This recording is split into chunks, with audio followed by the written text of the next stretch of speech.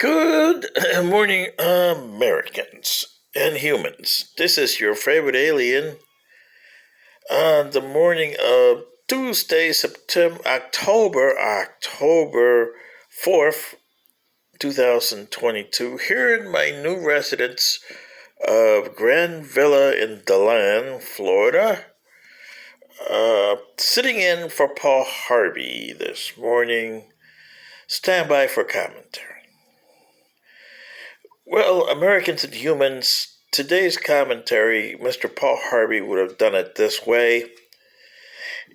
And it's called The British Royal Family.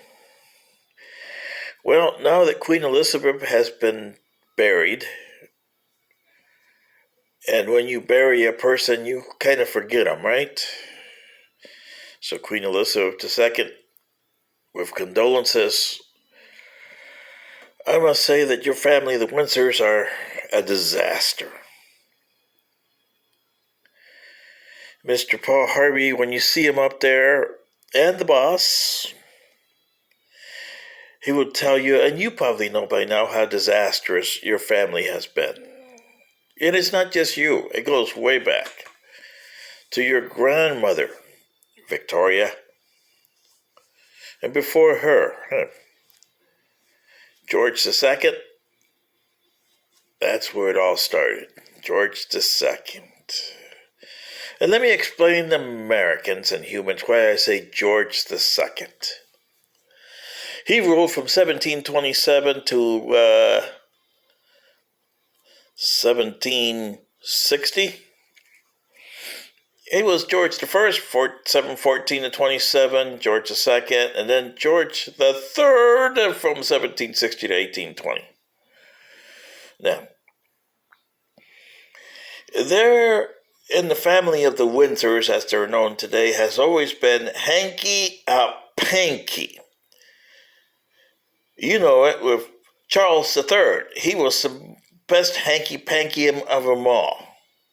And he doesn't deserve to be King Charles III. He should abdicate in favor of William, because he's got Camilla. And the disaster of Princess Diana, Princess of Wales, yeah. Diana Spencer. Well, Queen Elizabeth, now that you're gone, I can explain this to the Americans and the humans. Diana Spencer II. There was a Diana Spencer I. She was born in 1710, and the Spencers were somewhat royalty, somewhat not. They weren't exactly commoners, and they weren't exactly royalty. Her parents died early, and her and her brother John Spencer, they were raised by different people in the family. She was raised by her aunt, the Duchess of Marlborough. Sarah, Duchess of Marlborough. Oh, Sarah was a unique person in her own right. Very scheming person, very political, old Sarah. Sarah Spencer Churchill. Bingo. Does that give you a hint, Americans? And yeah, yo-ho. Sarah Spencer Churchill, first Duchess of Marlborough, and she was quite a character too. Anyway, she was into hanky-panky. And the hanky-panky was to get her niece, the Lady Diana Spencer, the first one, 1710 to 1735, excuse me, married to the Prince of Wales under George II, his son, Freddie. Are you ready, Freddie? Yeah, that's what he was called. Ready, Freddie. Yeah, Frederick Louis, Prince of Wales. And you say, huh? Yeah. He was the son of George II. And, well, the Duchess of Marlborough had hanky-panky in her mind. So she took her niece, got them together. Anyway, The plot was foiled by, in future time, he would be called a prime minister, but the head minister, Wobble, who was her arch enemy. Oh, yeah. It wasn't, they wouldn't call him prime minister at the time, but about another 50 years it would be called prime minister. But Wobble was exactly like the prime minister is today. I would say like under Victoria, Gladstone, yoo-hoo! Yeah. Well, he got hold of the hanky-panky going on and thwarted it, so Miss Duchess of Marlborough, Sarah Spencer Churchill, had to make other arrangement, and she hastily had to marry poor Diana Spencer to the the Duke of Bedford. Yeah. Well, poor Diana, in disgrace, died in 1735 of tuberculosis.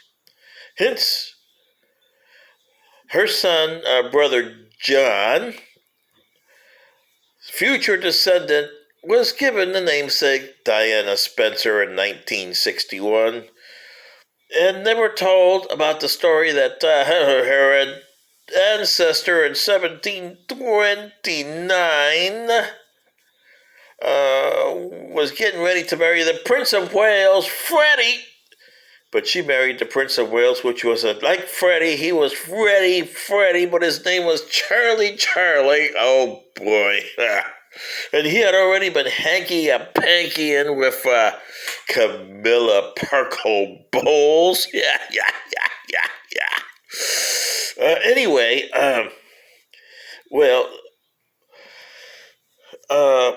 poor Freddie eventually got married by Wopel to a duchess from Saxony.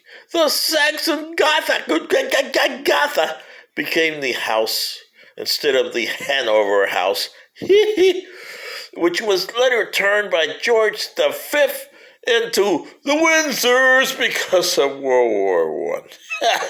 Yeah. And, you couldn't be Kaiser Bill, even though you were related to Kaiser Bill. Yeah. Well, so that is the hanky-panky. Then poor Queen Elizabeth kicked the bucket at 96, yes, and left Charlie in charge, poor girl. She should have just told Charles, okay, the minute I kick the bucket, you do everything for me with all the high horses stuff here, and when I get buried in the Windsor Castle with Prince Philip, you make sure you abdicate in favor of William. Oh, yeah, and remember, if you don't do anything about old Prince Harry, he's going to be the same way as poor Edward VIII, otherwise known as the Duke of Edinburgh, with Wallace Simpson. Yeah.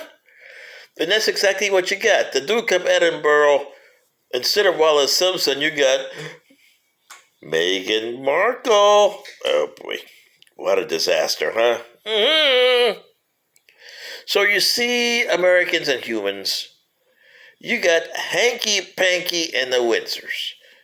And like the song says, putting on the Ritz, if you heard that back in the 1980s, and it says first it was Byzantium, then it was Constantinople, and now it's Istanbul, and it's nobody's business but the Turks. Yeah. Well, it's nobody's business but Charlie and William. And Charlie, please abdicate in favor of William. And poor Mr. Harry, you're delegated to the Prince or the Duke of Edinburgh, sitting in for Paul Harvey. This is your favorite alien saying. And now, you know the rest of the story. Good day.